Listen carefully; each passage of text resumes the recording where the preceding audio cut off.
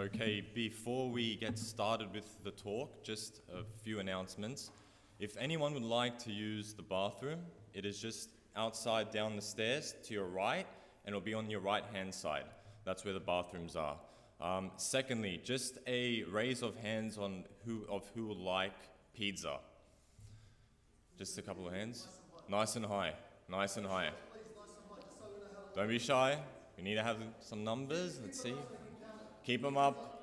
Don't be shy. Up, up, up.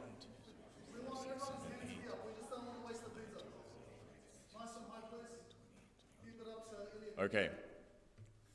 Look at all these people being humble. Don't be shy. Lift them up. Lift them up. Yeah. All right. Very good. Okay.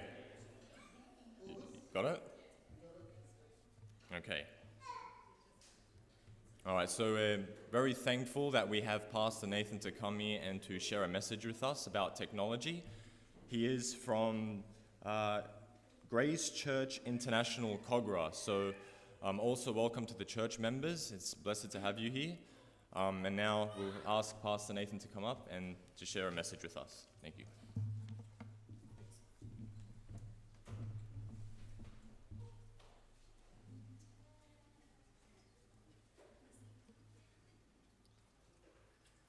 How's everyone doing today? Oh, that was really sad. All right, let's try that again. How's everyone doing today?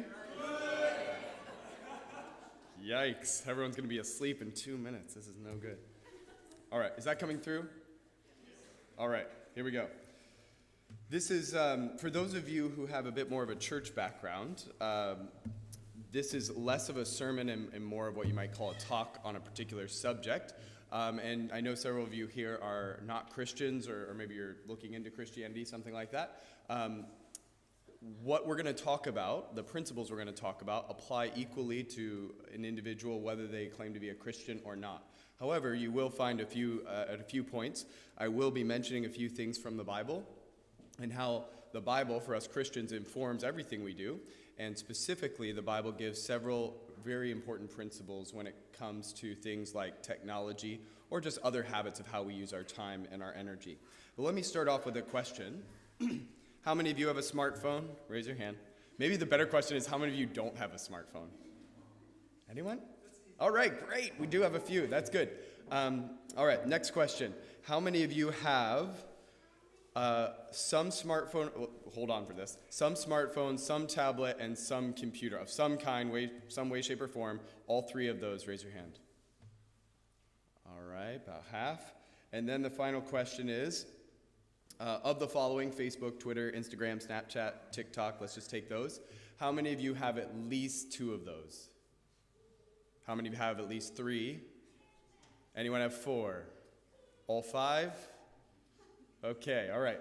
Thank you. All right. There's going to be a great deal of information in the next few minutes. The way I typically like to do talks, just so you're forewarned, is I like to put a lot of information really fast. So it's kind of like a fire hydrant being open right in your face. By the way, has anyone ever had the experience of having like a fire hose or a fire hydrant right in your face? I had that experience once. Not fun.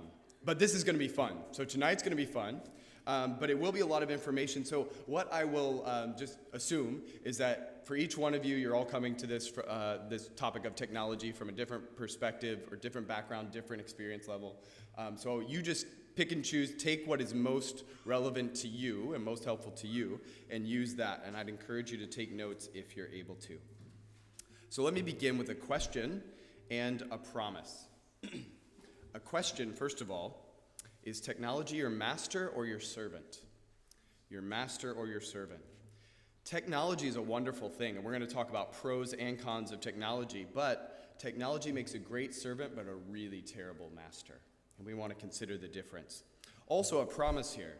If you'll apply the content that we're going to consider, you will, guaranteed, become 10 to 20% more productive, experience better rest, and be more disciplined and useful, if you're a Christian especially, in the service for God. But you shouldn't change your technology habits just for the pragmatic benefits. But for a Christian especially, if you're seeking to honor the Lord in all that you do, which every Christian should be doing, then you're going to want to please the Lord in your technology habits. And that means you're going to have to be intentional. And because a Christian should be following the principles in Scripture, if you'll follow the principles we're going to talk about, there are pragmatic benefits because God's way is always the best way and it always works. There's also a verse to guide us here from the Bible.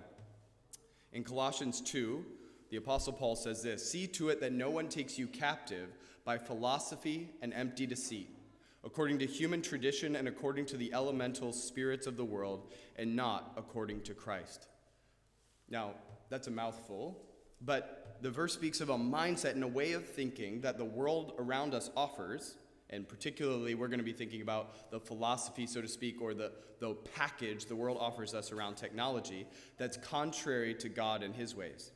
And the Christian is commanded to take captive what the world tells us, this false sense or this false idea of what the world tells us, in this case about technology and how we should use it or not use it, and take that captive and essentially say, let's understand what that is and then push aside what is not appropriate and what does not conform to the Bible. We now are told that we check our smartphones every 4.3 minutes of our waking lives. Just think about that for a moment. Is there anything else we check that often?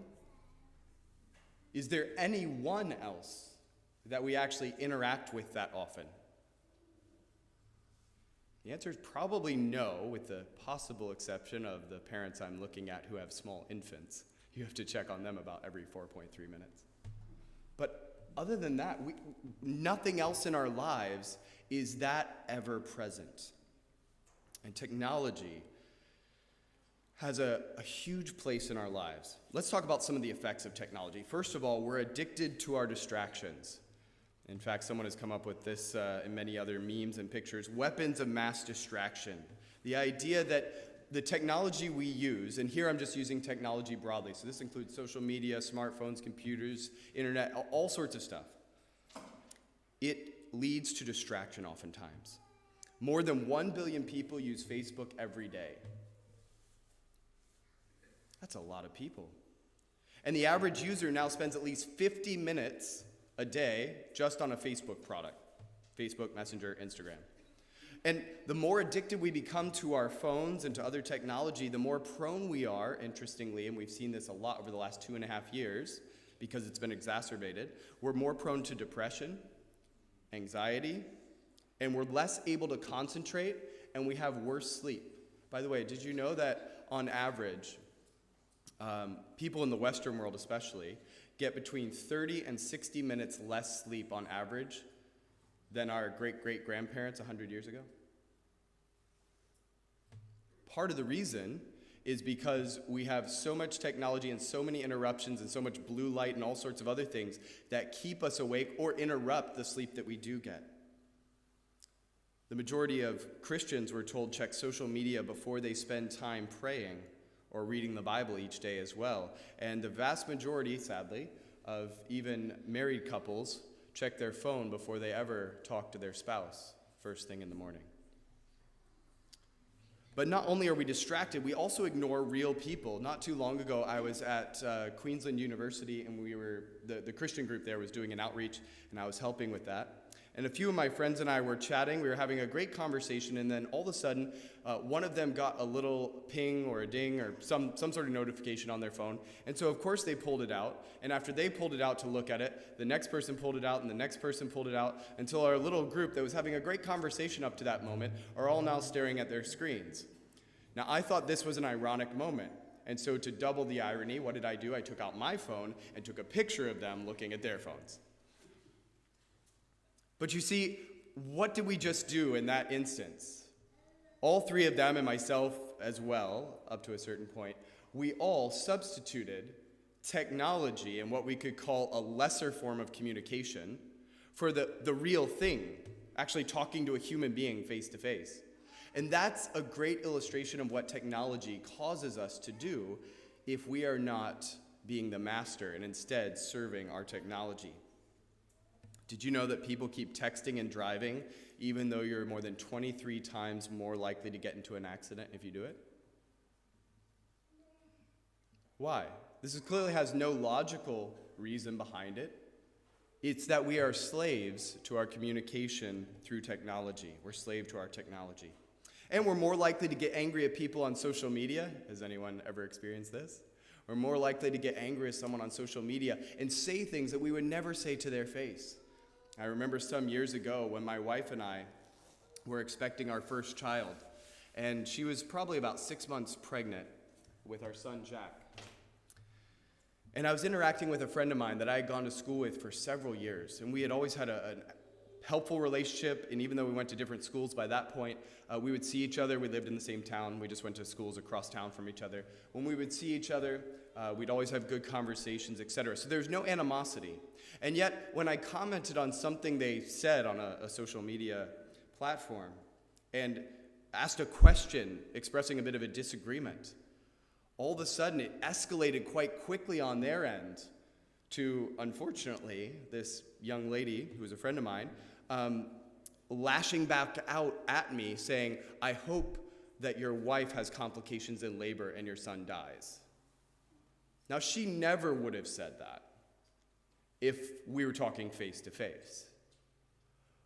And why did she say it online? Well, because there's no person behind there, or we are once or twice or 3 times removed from the actual individual, and so we can say and do things in a much harsher fashion than we ever would face to face.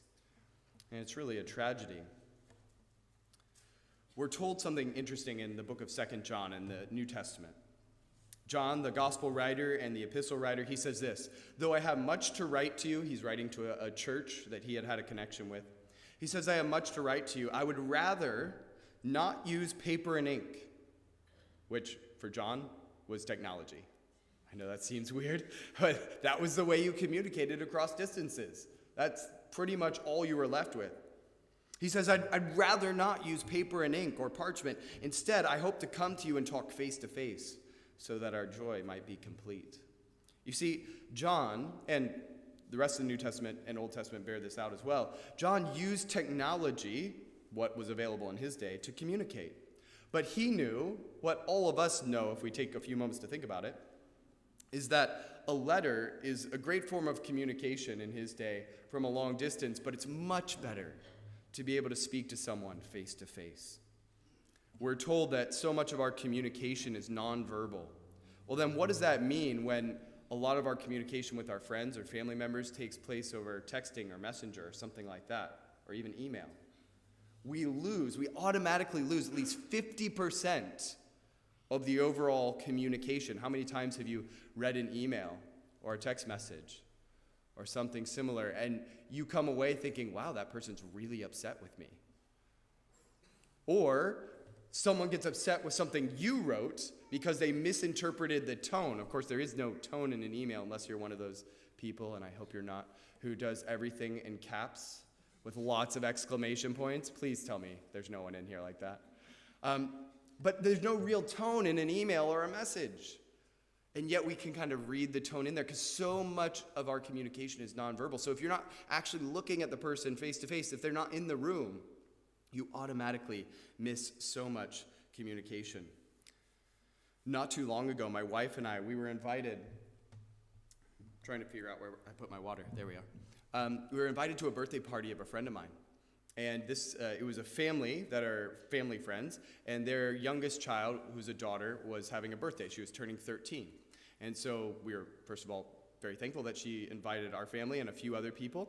But she got 2 requests granted to her. 1, whatever she wanted for the food, within reason. And 2, she could have a special theme or make a particular request of all the guests. Her request was quite intriguing.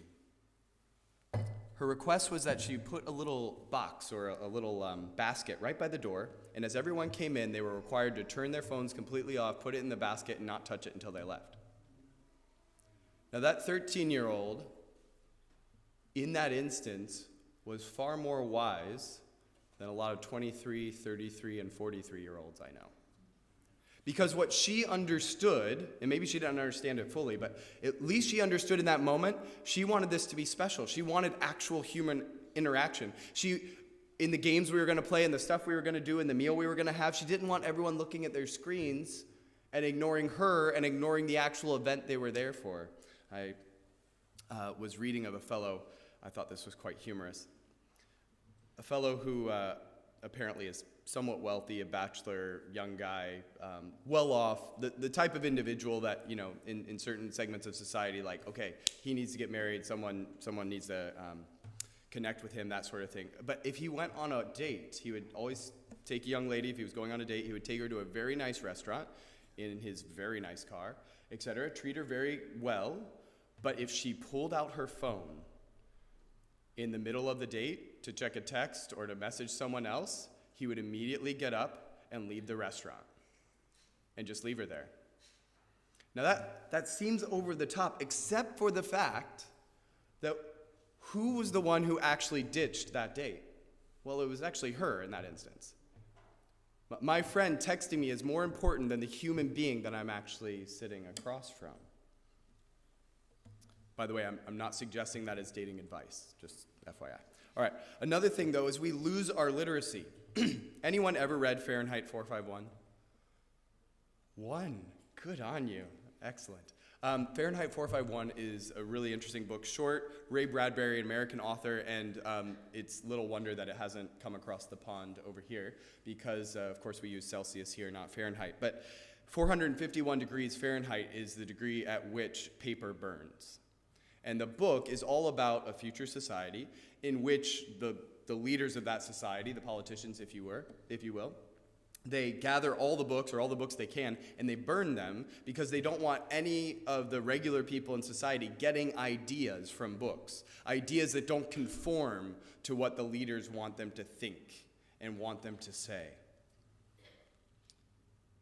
But interestingly, we, typically speaking, don't burn books in Australia. We don't have these massive bonfires try to get rid of all books. In fact, we have public libraries and school libraries and things like that. And we have massive amounts of literature in digital formats. But a poor use of technology can actually cause the same effects as a bonfire of books. Let me explain what I mean. We lose our literacy. Here's a great quote by Tony Reinke. He says, "God has given us the power of concentration in order for us to see what we need to and to avoid what is false, what's fake, what's transient, and so that we may gaze directly at what is true and stable and eternal. It's a part of our creatureliness that we are easily distracted. It's a part of our sinfulness that we are easily lured by what is vain and trivial." And he's absolutely right. In Christianity, our faith is built on a person, and that person is communicated to us primarily in his life and death, but also in a book. But that book is a collection of actually 66 different books. So for Christians, literacy is extremely important. This is why if you study history over the last 2,000 years, you'll find that the greatest force for literacy around the world has always been the church, has always been Christianity. Because Christians want to push forward literacy so that people ultimately can read the Bible and find out about Jesus and respond to him, because we see Jesus as so worthwhile. So we treasure books, we treasure literacy. But here's what happens with not just technology, it's not all technology's fault, but it's the way in which we use technology today, with texts and snaps and tweets, all this endless cocktail party of multiple conversations, as David Brooks says. He says, what we do through technology, or what technology has taught us to do by the way it's given to us, is essentially it's like trying to read a really good and important book with substance in the middle of a really loud party. You don't go to a party with loud music and lots of conversations and lots of noise in order to read a good book. But what about a party that never ends? That's a good description of our culture right now, with constant distraction through our technology. Matthew Crawford is a writer and senior fellow at the Institute for Advanced Studies in Culture at the University of Virginia in the United States. He says this, and he has a great quote in here: "Distractibility might be regarded as the mental equivalent of obesity." Let me say that again. Distractibility might be regarded as the mental equivalent of obesity. Without the ability to focus our minds, our attention is led by others, and we are easily captivated. Here's the great quote. We're easily captivated by the omnipresent purveyors of marshmallows. What's he saying? It's all fluff and no substance. And we allow ourselves to be pulled along after that puffy marshmallow that lacks all substance. The alluring distractions on our phones and on our apps. We're in a type of self-imposed slavery. We're actually being pushed in every single direction. We are not guiding the direction, but we are being pushed in directions by tweets and Facebook updates and messages and email. And we're not aware of our slavery. Not too long ago, I remember seeing a video. It was quite confronting in my mind. It was of a man, this was a Western country, major airline, and a man and his, I don't know if it was his girlfriend or wife or who she was, but they were boarding the airplane, and he was dragging her along with a leash and a collar. And several people on the airplane, understandably, were a bit upset by this, like, no, this is not right. And I still don't know what the reasoning is, what was going on there. But I would assume, all of us would take it quite ill if we saw someone on the street or someone came in tonight dragging along their significant other, husband, wife, whatever, by a leash and a collar and telling them what they can and can't do. Shut up, sit down, be quiet. We wouldn't be okay with that. And yet, in essence, we allow our smartphones and our other forms of technology to do that to us. And we're happy with it. It's really interesting. Who's pulling the strings? Who has you on a leash? A study was conducted where two groups of individuals read the same piece of literature. And half did so from a physical book, the other from a digital book. By the way, we're not against digital books by any means. But the results were interesting. The group that read the physical book actually took longer to read that portion, but they retained far more. Why? Is there something wrong with the digital book? No. But here's the interesting thing. The way technology has been used, the way apps and blogs, etc., are used, purposely encourages the individual who's looking at that, perusing that, purposely encourages them to skim. But you're not skimming. You've never necessarily learned to skim in order to find the best material. There is a place for skimming books in certain situations. But it's not skimming to find the best material. No, it's just skimming. We skim everything. We glide over the surface, and we don't think deeply, and we don't read deeply oftentimes because of how technology has purposefully taught us to do this. By the way, if you've ever read a blog post on a good blog, bloggers know how to do this. There are all sorts of principles and rules that they follow in order to catch your attention, etc. But they know they have to keep most of their blog posts very short because if they can't get your attention within the first few seconds, they know you're just going to skim and then go to something else. But even if they can get your attention, they know you likely may not get to the end of the blog. And so there are all these principles in place, and even books have been written on this. If you want to internalize a piece of knowledge, then you've got to linger over it. Anything worth doing, this is one of those sort of isms my dad used to say, and, well, still says to me, but I've learned it now. I didn't like it when I was a kid, but anything worth doing is worth doing well. Did anyone have their parents say that to them? All right. Anything worth doing is worth doing well. Well, it's the same with reading. If you want to internalize a piece of knowledge, you've got to linger over it, and you've got to concentrate on it. This is why I know I have conversations sometimes with some of the high schoolers, for instance, in our congregation, at our church in Cogra, and just others in general, who say, oh, I just studied 3 hours for this test. Like, really? Did you actually study 3 hours? Or were you texting and emailing and messaging and checking Facebook and everything else for 3 hours while having a conversation with 3 other people in the room, and you just happen to have your notes up as well? You see the difference?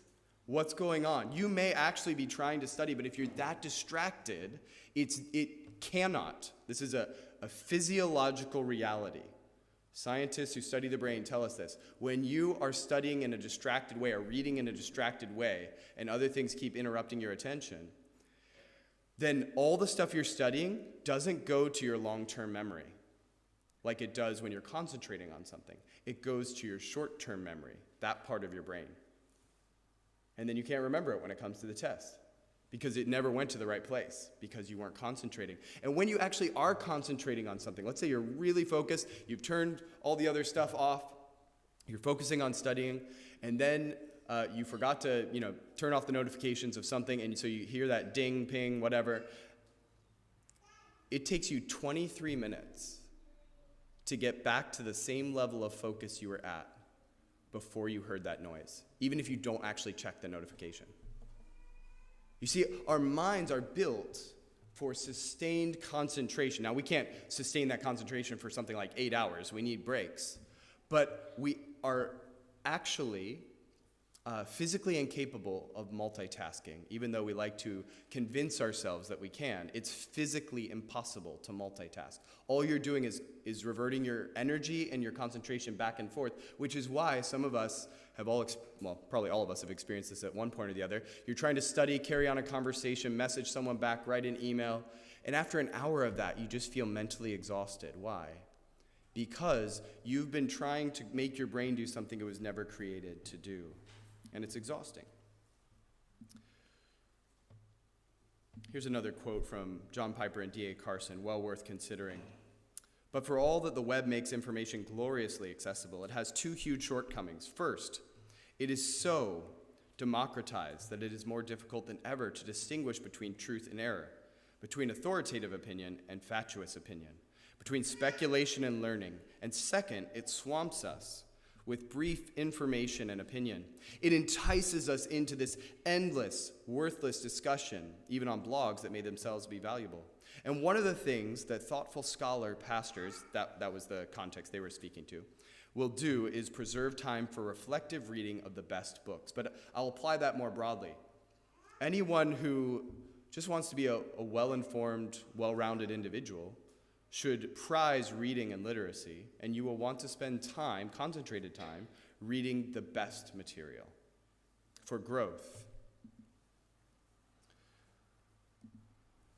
Now, our challenge is to use social media and technology in service of serious reading, and reading is just what we're concentrating on right now, but doing serious work in a serious way.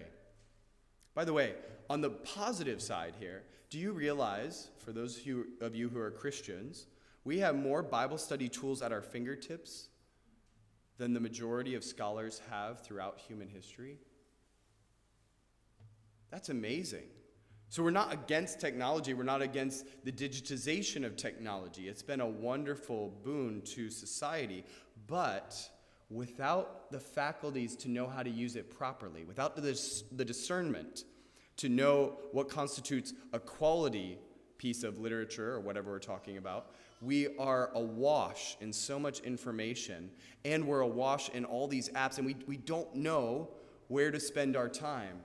We don't have the discernment necessary to do it properly, because what happens when you get your smartphone? How many of you remember back to the first time you got a smartphone? How many of you can remember that? Mine was just 6 years ago when I moved to Australia, so I was a dinosaur before then, apparently. So I remember it vividly.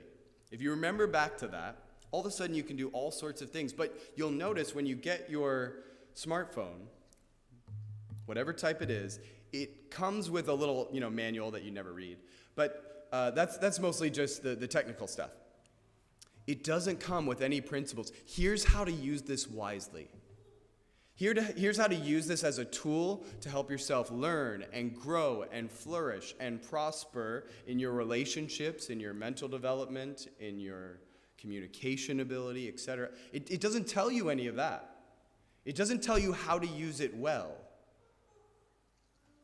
It's interesting. In Scripture, we're told to do something that's intriguing, and this is the fourth point. We become like what we like. We become like what we like. In the Scripture, we're told that all of us are, if you will, worship machines, and put that in a different way. All of us were built to worship something, to glory in something, to have our ultimate focus and our fulfillment in something. And everyone in society does this. People pick different things that they put their focus on and that they ultimately worship. But the Bible also tells us something else about worship and the things we worship. It says you will become like what you worship.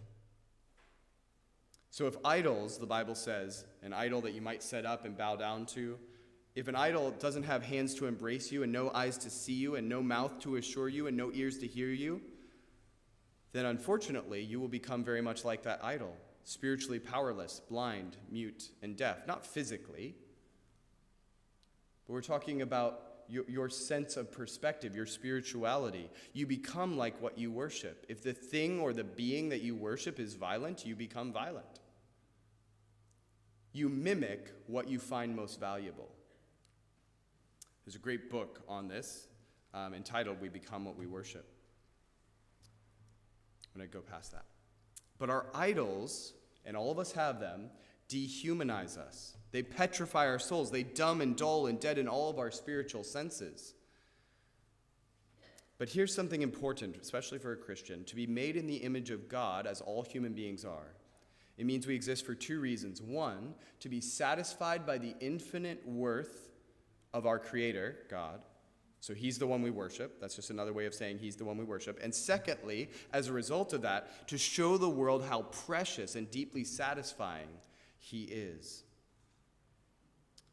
Our loves, our belongings, all converge in him. Now, what does technology, when it's not properly used, and most of the time today we're not really using it properly, what happens often with technology? Technology, social media, status, whatever it is, that aspect of technology that you're most into, it can quickly become your sense of belonging and purpose and connection.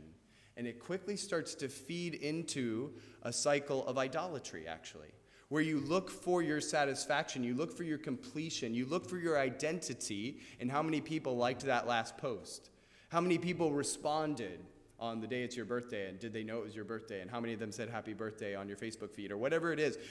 Or the email. Email is a really interesting critter because it's a wonderful tool. But what do a lot of us do with, maybe even without consciously registering that we're doing it? We find certain amount of value and validation that we're important by how many people email us and how many emails I have to go through. And so we're constantly, every 5 minutes, for some of us, refresh. Do I have a new email? Do I have a new message? Do I have something I have to respond to? Why? Because we're finding some of our meaning there. In a digital age, we idolize our phones when we lose the ability to ask this question: is this hurting us in reaching our goals in general, and especially our spiritual goals as Christians? Is this hurting me? Or maybe let's ask it a different way. Is the way in which I'm using technology, or is the way in which I'm allowing technology to dictate what I do and how I do it, is that positively helpful for me? All right, now quick break for thought. I want you to turn to someone next to you, behind you, just right in the vicinity, so you don't need to get up. Which of these four have you recognized or found in your own life? Addicted to distractions, that it causes you to ignore real people, losing your literacy, or becoming like what we like? Just turn to the person next, give it a thought, turn to the person next to you. Which one do you see most prevalent in your life, in your use of technology?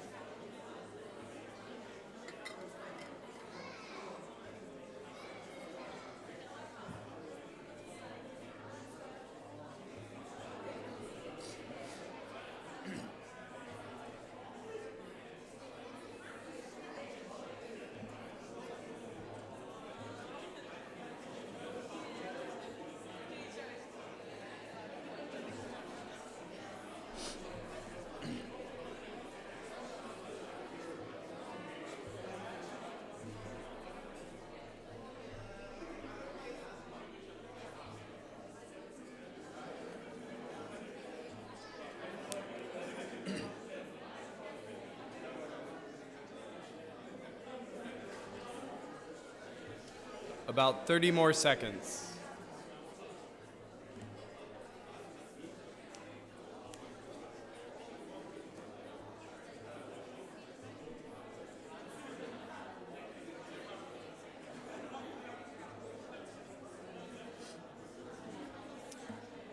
All right, come on back. Normally, if this was a smaller group, I'd do this, like, I've done this before more as a workshop, and so we would kind of do a little more interaction, but let me do the interaction this way.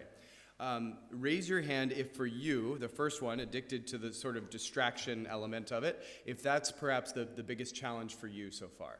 Raise your hand. Okay. What about the second one? It causes you to ignore real people, even sometimes if they're in the proximity. Okay. Thirdly, you've noticed that maybe you don't read like you used to or something like that with literacy. Okay. Fourthly, we become like what we like. You've noticed that you become more like that technology in some way, shape, or form. Okay. Before we go on, we'll look at a couple more, but let me mention one more thing about literacy that I meant to mention. There was a great book, highly recommend it, by Gene Edward Veith, who's a scholar, a Lutheran scholar in the United States. It's called Reading Between the Lines. And in that book, he talks about the difference that we're probably all aware of, being a literate culture and an illiterate culture. So being able to read, those cultures that have a high literacy rate versus those who don't have a high literacy rate, and many that common people can't read. But he adds a third category, what he calls alliterate, meaning you have the ability to read, but you never choose to read, and therefore you're just as ignorant as the illiterate culture. And his point is the Western world is becoming increasingly alliterate. Yes, we're taught how to read and write, but we almost never, after university, for the vast majority of people, we almost never read a book on purpose that we're not forced to for personal growth. We're not lifelong learners. And what happens then in a society where that's the case is we become just as ignorant on politics and economics and everything else, and for a Christian, even theology and Christian doctrine and what God has to say. We become just as ignorant as those who have not even the ability to read. That's a really important distinction and category that he gives to us. It's food for thought. I could give you stats on how book sales have gone over the last several decades. Not just physical books, but digital books as well.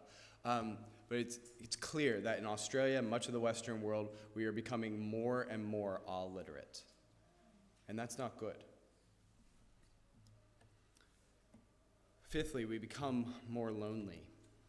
Do you think people today are more or less lonely than people 100 years ago? More, right? We understand this. So intriguingly, we read less, sleep less, eat more, and are more lonely than people who lived 100 years ago. Now, for all the fact that we love in our current society to think of ourselves as superior over those who came before us because we have more technology, etc., and we certainly do have advances that they don't have, and we can appreciate those things. But we like to think of ourselves as vastly superior, and yet, on average, many people 100 years ago were far happier, far more connected, far less depressed. It's interesting, isn't it? The problem is that we invite loneliness, even though it makes us miserable, writes author Stephen March. The history of our use of technology is a history of isolation, desired and achieved. And yet, what are we told our technology is supposed to do? It's supposed to connect us more, and yet we feel far less connected. Isn't that interesting? So it's not able to bring us what it promises. Tony Reinke again says this: when it comes to music, there's a great illustration here. This technological trajectory is even clearer. Attending a live orchestra performance on a Saturday evening was, for many people, replaced by a stationary phonograph or a record player in a family room, which was then replaced by a large transistor radio. So it became a family event, not a society event, which was replaced by a portable transistor radio, which was then replaced by a boombox with open speakers carried on the shoulder, which was replaced by a Walkman clipped on the belt. How many of you actually remember Walkman? I still have mine. I love it. I never use it anymore, but I kept it. Walkman clipped on the belt, which was replaced by a tiny iPod clipped to the sleeve, or now just our phones. But music went from a social community experience to a shared family experience to a private earbud experience.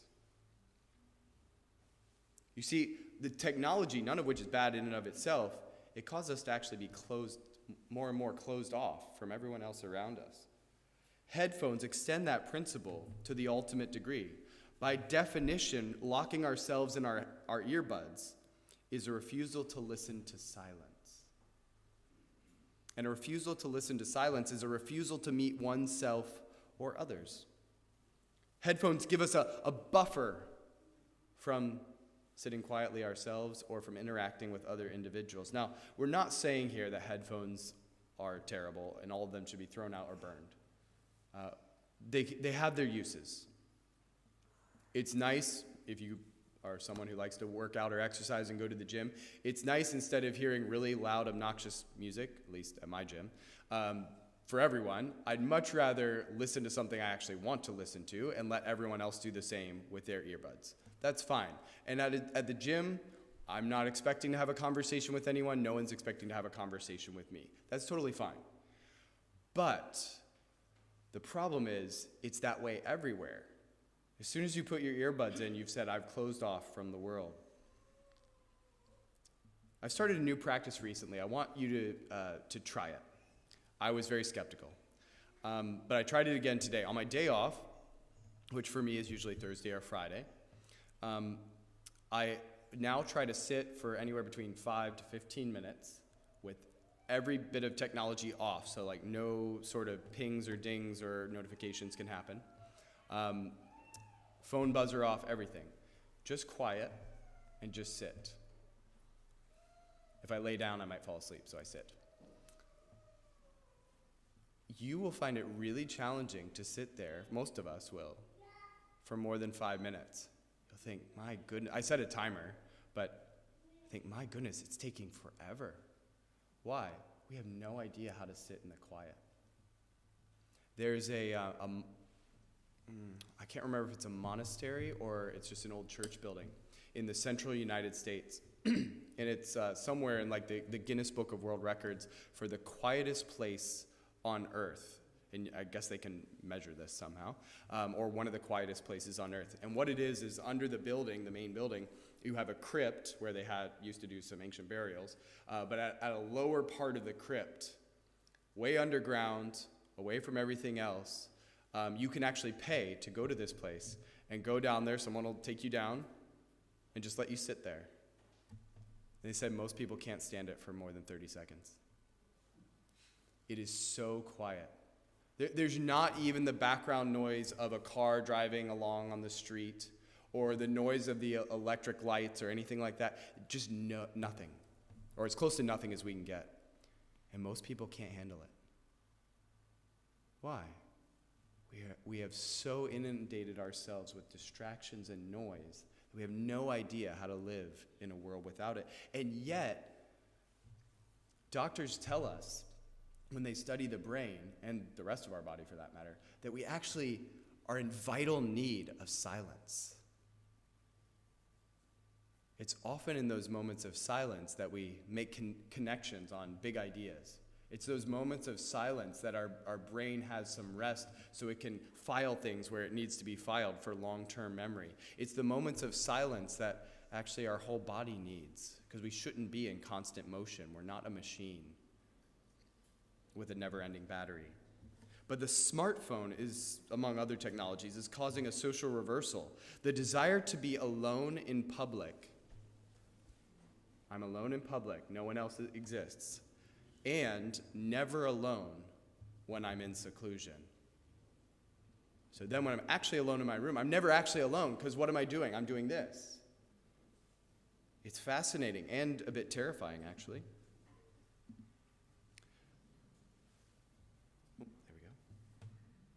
This was written about 150 years ago. It's quite interesting, by a pastor. Permit not your minds to be easily distracted, he said, and you will often have your devotion destroyed. So he's saying if you allow yourself constant distraction, remember he's writing 150 years ago, before most of what we think of as modern distraction. He says, you will not have your Christian devotional life grow. Vital to our spiritual health is the need to listen and hear God's voice saying to us, Psalm 46:10, be still and know that I am God. Every morning we must take time to stop and be still, to know that God is God and that we are his children. And digital technology must not fill up all the silent gaps of our life. It's impossible to follow those sorts of commands in Scripture if we're constantly being distracted. We're told in Matthew 12 this, I tell you, on the day of judgment, people will give account for every careless word they speak, for by your words you will be justified, and by your words you will be condemned. That's Jesus speaking. And this is the sixth point, which is we lose our context. We lose where we're actually at in history and in the course of our own life. In this passage, a careless word literally means a word uttered without any thought of the effect it will have on another person. Doesn't that definition cover at least 50% of everything said online? 60%? The vast majority of what we say online, we utter or we write or we type or we text without any thought of the effect it's going to have on other people. Sometimes the devastating effect it can have on other people. By the way, real quick, pardon me, Blaise Pascal, the French philosopher and mathematician from long ago, he put in one of his famous works this phrase, and I'll semi-quote it, it's more of a paraphrase. He said, I found that almost every problem can be solved if men and women could just figure out a way to sit quietly in their own room. What's he saying? We love to distract ourselves. We love to be busy out there doing stuff. But he understood that actually what most of us need, and he wrote this more than 100 years ago, what most of us need is actually just to sit down and be quiet. But most of us go to any and all lengths possible to never have that experience. But it's a spiritual discipline to remember God's act of deliverance and what he's done for us. But we can't do that unless we can take some time to think back over our lives. We're often so busy with technology in the here and now. Sometimes we think about the future, but we almost never think about the past in a truly sort of meditative way to learn lessons and to see in the Christian sense what God has done for us, as Psalm 103 suggests to us. Here's a great wisdom pyramid that someone came up with. I thought it was interesting. For a Christian, the Bible is our foundation for everything. The local church and tradition there, meaning the teaching of the local church, etc., and the community of the local church. Then we have the nature and beauty God has made in the world, good books, and then things like internet and social media, etc. But what have we done in our society? This is a good sort of representative pyramid for wisdom. But what we've done in our society is exactly reversed it. We've swapped it. We put it on its head. What's the first thing most of us do? Check our phones in the morning. What's the last thing most of us do before we go to bed? Check our phones. What's one of the first things we do after the kids go to bed, for those of you who have kids? We check our email one last time. We check WhatsApp one last time. We check our messages one last time. We're constantly distracted, and we have all of this input, but what we're actually allowing is other people to be our slave masters. Other people and things, I should say. Because essentially we're saying, I'm going to be subservient to what my friend thinks I should do in this moment because they just messaged me, even if it's not actually important. I'm going to be subservient to that email that someone sent at 9 o'clock at night. I'm going to be subservient to this person over here and their Facebook status. You're letting everyone else control you and your responses. Well, here, let's draw to a few conclusions. There's more we could say, but we need to kind of wrap this up. Let me ask this question. Is the way that you use technology causing, if you're a Christian, causing you to love God more and love your neighbor more? Because remember, those are the first two great commandments Jesus gave us. Love God with all your heart, soul, mind, and strength, and love your neighbor as yourself. Are your uses of technology causing you to love God more and love your neighbor more, or are they really distracting from those two commands that Christ gave us? I love this quote from C.S. Lewis, although it's extremely convicting for myself and I'm sure many others. The character in that story got to the end, he says, "I now see that I spent most of my life in doing neither what I ought nor what I liked." In many respects, we could almost say that's technology in a nutshell. Here's an illustration to point this out. How many of us have had this experience? I'm sure the vast majority, where we're, I'm just going to check Facebook one last time, or check this one last time, whatever it is, and we're scrolling through, doing the YouTube, Facebook, whatever. We're going to this link, that link. Okay, this Facebook status. And all of a sudden, we kind of look at the clock, and 40 minutes have passed, 60 minutes have passed, or more. Then cast your mind back to what happened in those 40 or 60 minutes. Did you become a better person? Did you learn any wisdom? Did you grow in any meaningful way? Did you actually have any meaningful interaction with a real person? Are you spiritually better off? Are you physically better off? Are you emotionally better off? 99% of the time you're emotionally worse off, science tells us. You're more depressed, more anxious, more envious, more jealous, more prone to lash out, actually. What's the benefit? It certainly didn't cause, for the vast majority of us, it didn't cause us to love God more and love our neighbor more. It didn't cause us to love our spouse better. It didn't cause us to love our children better.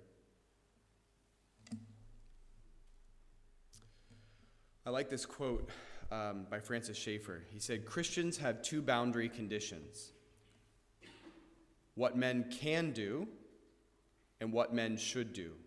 Modern man, and by that means non-Christians, do not have the latter boundary." Christians, well, all people, think about what mankind can do, what's possible. But Christians have a second boundary marker, which is what should we be doing? And contrary to Schaeffer's wisdom, when we buy our phones and our technology with the unquestioned assumption that anything the device can do, it should do, and it's good to do, or to say it more personally, we tend to fill our devices with a lot of non-essential apps and functions. We've been conditioned to never ask the minimalist question: what is truly essential, in this case for my phone, to accomplish? What was the purpose of a phone? So you could talk to someone from a distance. Communication, right? The vast majority of us, what percentage of our time that we spend on a device like this is used to actually talk to someone on the phone? 10%? 2%?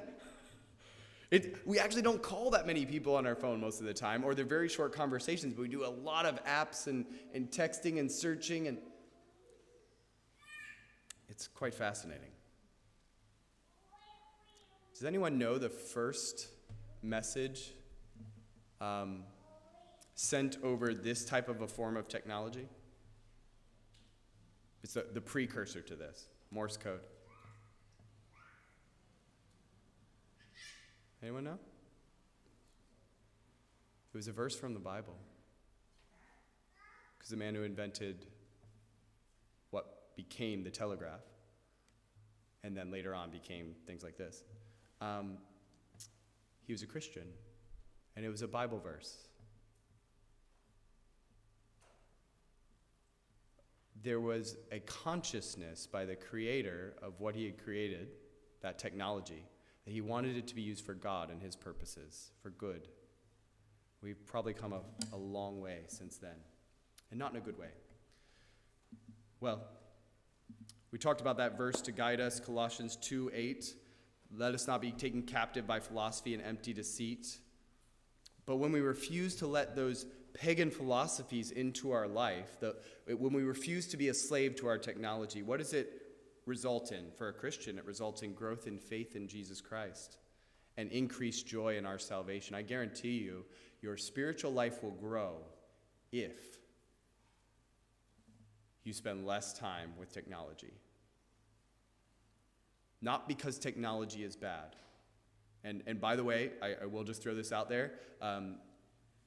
Studies have clearly shown that Christians who use an app to help them read the Bible each day, so like some sort of Bible reading plan prompt in an app, they are more likely to read the Bible consistently than those who don't use something on their phone or technology and just try to do it, with some other plan, physically speaking.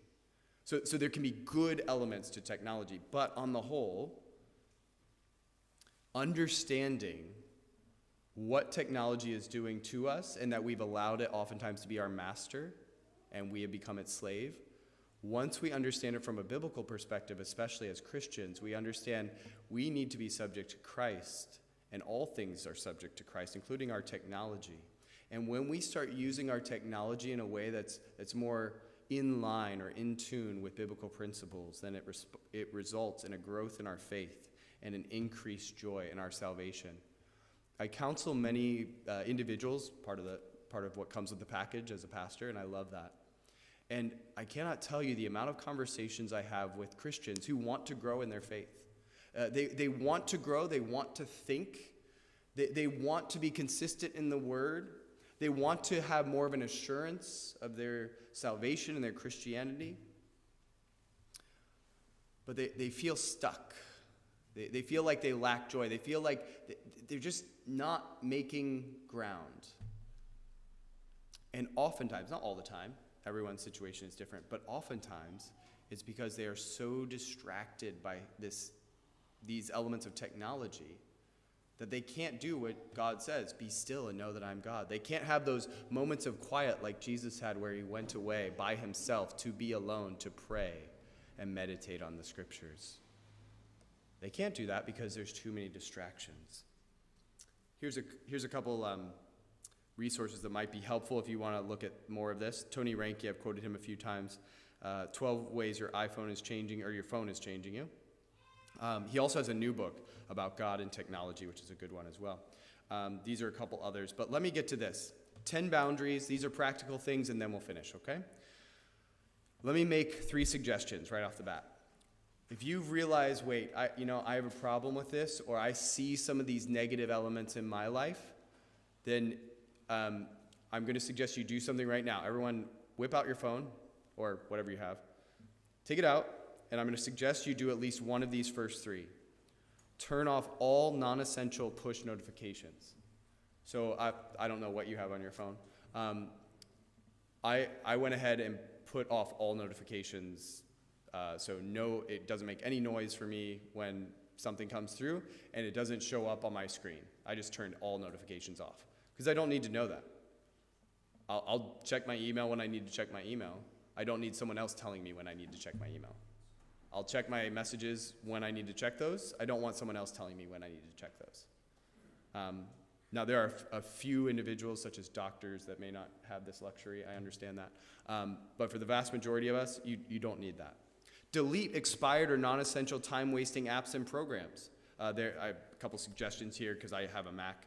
These are things that you can use on your Mac. But there are all sorts of programs out there to help you delete things. But on your phone right now, just look through your apps. Let me suggest, if you have Facebook on your phone, to delete it immediately. All right? I know, that's horrible. A few of you are like looking at me like I'm crazy. I understand. I'll tell you what. I immediately got a lot more time back in my day as soon as I deleted Facebook, Messenger, and a couple other apps. I still check it. I still have a Facebook account, but I only check it on my computer because that's the only way I can check it. A lot less distraction. So much more helpful. So let me suggest, and I do this every couple months. I go through and I'm like, you know what? I haven't used that in 2 months, so I don't need it. And I just delete it. Delete non-essential apps. And thirdly, at night, keep your phone out of the bedroom. Now, I know for some of you, especially some of the young adults, like your bedroom is your work room and your study room and kind of your everything room, and I get that. But I would still suggest that you keep your charger outside of your room. My wife and I put it actually in the kitchen, like it's far away from, literally as far away from our room as possible. That's where the charger is. We charge them at night or whatever, but then it's just not even a thing. Now, some of you use your phone for an alarm. Don't do that. Please don't do that. It's not good in multiple ways, but then you're much more tempted to just whip it out. Okay, I woke up at 1 in the morning, flip over, I want to check my phone. Get an actual alarm clock. They cost $5, so it's not a big deal. You can do it that way. But get the phone out of the bedroom. By the way, pastorally speaking, not only is this a huge issue because it causes people sleep problems. This is scientifically shown. The blue light on your phone and all sorts of other things cause you all sorts of sleep issues. If you are looking at it before you go to bed or during the night when you wake up or first thing in the morning, it is terrible for you. Physically terrible. So there's a lot of reasons to not do that. But pastorally speaking, since I counsel couples and do weddings and counsel married couples, one thing that will cause massive issues in a marriage is if you keep phones in the bedroom. You just kind of got to get them out of there. They're not helpful to anybody.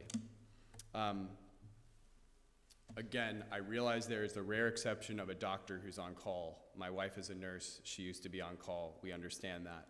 But those are the exceptions to the rule. I remember I used to say this, and then I stopped, but it's still true. I didn't realize how true at the time. Before I even had my smartphone, I remember one time I was at the doctor's office, a chiropractor that I went to. This was in the States before we moved here. And that doctor and I have a good relationship. We'd always chat back and forth about stuff. And one time I had forgotten to turn my ringer off on my phone. And it went off, during the adjustment or whatever. And he's like, "Oh, do you need to get that?" I'm like, "Oh, no, I'm not important enough." He's like, "What do you mean?" I was like, "Well, if I was important enough to need to get that, then I would have a secretary who could get that. But I'm not nearly important enough to have anything major that I have to pick up my phone." And it dawned on me, actually, that's right. We think we have this sort of self-inflated view of ourselves when we get a notification or the phone, "Oh, I've got it." No, why do you need to do that? People survived for thousands of years without smartphones ringing all the time or without push notifications. There's nothing necessary about it. And if you're really important to where, in an emergency, you have to be reached, 9 times out of 10, you will have a secretary who will screen all your calls anyway, so you still don't need to pick it up. But what we sort of get part of our validation by saying, "Oh, I got something, therefore I have to check it now," and we ignore the real human in the room, which is tragedy. Quickly, use real alarm clock. Guard your morning disciplines and evening sleep patterns by using phone settings to mute notifications. By the way, if you want a really good book on sleep, read The Sleep Revolution by Adriana Huffington of the Huffington Post. Excellent book, one of the best on sleep. She brings in a lot of the science, not just on technology stuff, but just on sleep in general. Fascinating read, but technology is messing our sleep patterns up. Something else is something like the system Freedom, and there are many others that you can easily download on your computer, and then you can tell it to block all websites or all distracting websites, YouTube, Facebook, whatever, from 6 in the morning till 2 in the afternoon. I do this. And then I just can't get on Facebook, and I can't get on YouTube, and I can't click that link, or I can't do whatever until that time, and therefore I'm spending my best time, which for me is the morning time, on my most concentrated work. And I just know I can't get off track by clicking on something and then 20 minutes of my time goes away. Sixthly, recognize that much of what you respond to quickly can wait. Respond at a later time, a more convenient time. I remember this was a few years ago, so before smartphones really. My father had a cell phone. My father, for many years of my life, was also my boss. He was a chef. I worked in the kitchen. But I remember one time he was working at a university doing the food service for the whole university. And I was working for him, and I saw this firsthand. It was a fellow from across campus who was part of the IT department, and he was asking my dad something about an upcoming function in a month's time or whatever. And so he texted my dad. He had emailed my dad, then he texted my dad, and then he walked down to the kitchen to my dad's office to talk to him. "Did you get my email? Did you get my text?" And my dad's like, "It's in the middle of our busiest time. Yeah, I saw that you texted. I will get back to you when it's convenient." He's like, "But I need this." He's like, "No, I'll get back to you when it's appropriate time. But this is important. I'm more important." I love my dad. That was his response. "I will get back to you. This is a month away. Calm down." But it showed the idea that we want this constant communication, but actually the vast majority of what we respond to quickly on email and messenger and stuff doesn't need to be responded to then. I shocked a few people when I was a graduate assistant at the university I went to, when they would email me about stuff. Okay, what are we going to do about this? And well, I could spend an hour responding to this email and give a huge lengthy thing that no one wants to read, or I could get up, walk 2 minutes to their office, talk to them for 3 minutes, have everything figured out, get back to my office, and I save myself massive amount of times and a lot of frustration of miscommunication back and forth with this long email thing that nobody cares about. But every time I would do that, they'd be like, what are you doing here? Well, I'm making a round, and I wanted to talk to you and a few other people about the emails you sent, and this is the answer, A, B, C, D. All right, are we good? Great. All right, see you later. And they're like, but why didn't you just email me? I'm like, because my time is actually worth something. I don't want to waste it writing emails that you don't care to read, because your time is worth something too. But that's sometimes not what we can, I realize not everyone can do that, but it was an interesting illustration of this. Use strategic points during the day to respond to emails at a computer, if in the case of email or other things. Many individuals, what I find interesting is many like millionaires, CEOs, etc., they don't check email all day. They'll check it maybe once a day, twice in certain situations, but they have a prescribed time, they'll check it, they have a system, they're not constantly on email. 8, when eating with your family members or friends, leave your phone out of sight. I've done this with a few of my friends. I always get interesting looks. I haven't done it in a while, so I'm waiting for the next one to do it. But pastorally, it's also a little awkward too. But if I'm having a lunch meeting with someone or someone's at our house, and if during the conversation they whip out their phone because they got a text or a buzz, I'm not against, and I've done it multiple times, just reaching over, I grab it. It used to be more satisfying because before the smartphones, I could just like close it, you know, the flip phones, just like close it. But now I just grab their smartphone and I just say, I'm more important, this can wait. And then I just put it aside. I know that sounds horrible to many. It's not because I have a complex about myself, but a real human in front of you is worth far more than that 99% of the time.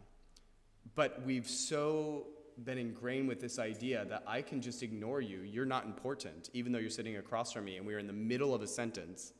I can just ignore you because you're useless because someone else texted me. That's extremely rude. Plus, it's degrading to the human being that you're actually with. What reaction did you get when you did it? Thankfully, well, for the most part, almost all of those individuals were good friends, so I could play it off. A couple times they've been like, you can't do that. I was like, I just did, so it's all right. But I knew a professor who had a glass of water on his desk, and if anyone's phone went off, and if it went off and they just turned it off, that was fine. But if it went off in some way, shape, or form, and they looked at it, he would go grab it and put it in the glass of water and say, you can collect that at the office at the end of the day. Now, I'm sure you can't get away with that anymore, but I was like, wow, that's... See, I'm a really nice guy compared to that fellow. But interestingly, it usually leads to a good conversation. Like, oh yeah, you're right. I didn't realize how much of a habit that I've gotten into with that. I'm like, yeah, this is important because human beings are important. 2 more things and we'll be done. When spending time with family members or friends, when you're at church, for instance, or other things, leave your phone in the car. Leave it in a drawer at home if you don't need it. Or power it off completely. We all know, well, we have pews here, which is great, and pews in the church that I get the privilege of co-pastoring. But, you know, that person has their phone in their pocket or right next to them on a pew, and you can tell, like, they didn't turn it off completely because it starts doing the buzzing thing, and it shakes the whole pew. Like, everyone knows you got a call. Why do you need... That's not necessary, and I just use church as an example, but it's actually very freeing. I tried this not because I wanted to, but because I had to. When my wife and I lived in England and I was doing some graduate work there, we had one phone between us, and it was like the cheapest thing because we had no money. It was the cheapest thing you can imagine. I never used it, like we never got calls on it or whatever, so we essentially went without a phone for a year. I wish I could do that again. It was so nice. No constant interruptions. And then I knew I'd have to check my email on my computer when I got back to the apartment or when I was at school or whatever. But it was a really refreshing time. I'd highly recommend it if you wanted to try it. And at strategic moments in your life, I'd highly recommend a digital detox of some kind, some way, shape, or form. Go 2 days without it, go a week without it, go a month without it as a family. No streaming services, unless your job requires it, no sort of internet technology apps, etc. And even if your job requires it, only do it during the hours that you have to be at your job, etc. This can actually be really helpful. And then what are you forced to do? The first few days, by the way, it's really painful. But it forces you as a family then to talk. It forces you to, okay, well, what are we going to spend our time with if we're not just going to stream a show this evening, like we often do, or whatever it is you do? Let's play a board game. Let's have a conversation. And some of the best conversations will happen between you and your family or you and your friends over a board game or a card game or something. And it just comes out naturally. Whereas if you try to force it, like what happened in your day today, tell me what's going on in your life, etc. It doesn't come out. But if you have those sort of informal times, it can be really helpful. A road trip with no technology. That's a good one too. That's a good one. I like that. So you could do a lot of different things with this, but what we're overall, if I could summarize all this, is technology your master or your slave, your servant? Are you serving your technology? Or are you causing it and choosing to make it serve you? It makes a wonderful tool, a wonderful servant. We can do so many things with it, but it makes a horrible, aggressive, taxing taskmaster. And for the vast majority of us, we have allowed ourselves by default to get sold into a type of slavery to our technology. And what I'm suggesting instead is to say, no, I realize this has gone a bit too far, and start putting a few parameters in place so that you are increasingly in charge of it and it becomes your servant. All right, with that, I will close and turn it over to Phil. Because I've gone a bit long, let me do this with the Q&A. We were going to do Q&A, but since I've gone long, let me just have Phil come on up. And if you have any questions about what I've said, we can chat afterwards as we have pizza and things like that, okay? Sound good? But great to see you all tonight. Good to be with you. Phil, come on up and close this with some announcements and whatever else you have for us.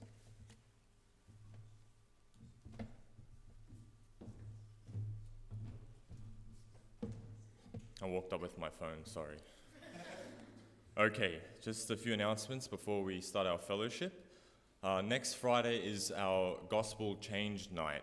So please invite family, friends to hear the greatest news ever told of our Lord Jesus Christ, how he saved us, and that they can hear this message and be reconciled back to God through Jesus Christ. So please invite your family, your friends.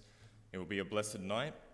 And secondly, now to go downstairs, you could either go down the stairs here to where the food will be, or you can go out the front entrance, down the stairs, and then there'll be a big door. You can enter there and everything will be set up. Now, we have pizza, we have drinks, we have some cake, you can have coffee. There's plenty of things to have. And the main thing is the table tennis comp. Now, please, Trinity, you cannot allow these visitors to beat you. It'll be very embarrassing if these strangers come and defeat us. But Christ taught us to love our enemies. So let's have a good night and a blessed night. And I'll just, another announcement, there is plenty of bread downstairs.